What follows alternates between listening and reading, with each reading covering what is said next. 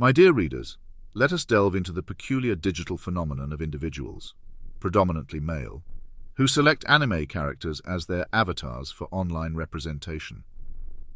This choice, far from being an innocent predilection for Japanese animation, can be interpreted as a public declaration of their involuntary celibacy and deviation from societal norms. In this light, the suggestion that such individuals should attract the gaze of national security agencies is not only reasonable but imperative, with the severity paralleling that of someone parading a severed head through the streets. In our digital age, the mask one chooses to wear online is not merely a facade, but a window into the soul. When a man opts to represent himself with the image of an anime character, he is not merely selecting a favorite figure or a beloved narrative. No, he is aligning himself with the fringe elements of society, those who have not only retreated from the battlefield of human interaction, but have raised the white flag in the face of conventional relationships and societal expectations. This is not to deride the art form itself, which, like any medium, has its merits and its place. However, the choice of such an avatar is a semaphore of deeper, potentially darker proclivities. Consider the implications of such a choice: a preference for the unreal and the unattainable, an escape into a world where the complexities of human relationships are reduced to simplistic narratives, where women are often idealized or objectified to an extreme. This is not a mere hobby or interest. It is a lifestyle choice that speaks volumes about one's inability or unwillingness to engage with the real world and its inhabitants on meaningful terms. It is, in essence, a flagrant display of one's resignation from the social contract, a badge of honor in the realms of the internet, where anonymity and avatar serve as armor and sword. The comparison to carrying a severed head through the streets, while seemingly hyperbolic, is apt in its conveyance of shock and societal taboo. Just as the latter would be seen as a manifest threat to public order and decency, so too should the former be recognized for what it is: a distress signal, a beacon indicating a departure from the norms that bind our social fabric.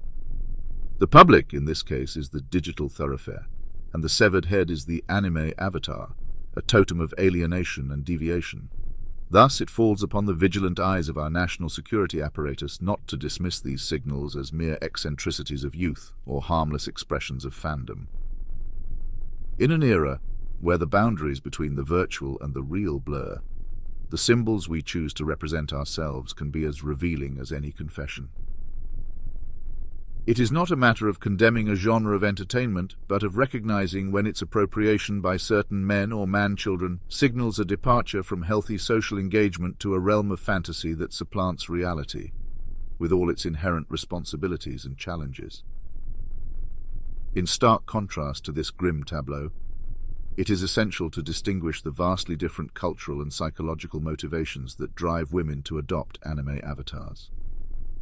For many women, the choice of such an avatar can be a form of empowerment, a celebration of diverse female characters who often embody strength, intelligence, and agency far beyond what traditional media offers. This is not an escape into fantasy, but an embrace of ideals that challenge the stereotypical and constrained roles into which society often casts women. Their participation in anime fandom through the selection of these avatars should not be lumped together with the motivations of their male counterparts. Rather, it should be seen as a positive assertion of identity and values.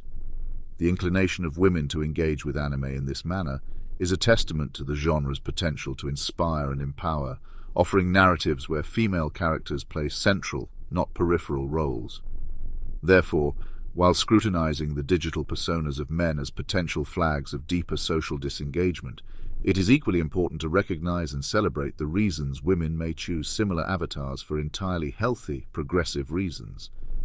The case for the FBI, CIA, or any pertinent agency to cast a discerning eye over men who choose to navigate the digital sphere behind the guise of an anime avatar is not one of censorship or moral panic.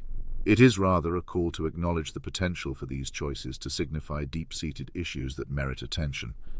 Just as we would not ignore someone flaunting a severed head in public, so too should we not overlook the implications of this digital masquerade. In both instances, the act is a declaration, a challenge to the norms that underpin our society. To ignore it is to neglect the duty of maintaining the social order and the welfare of those within it.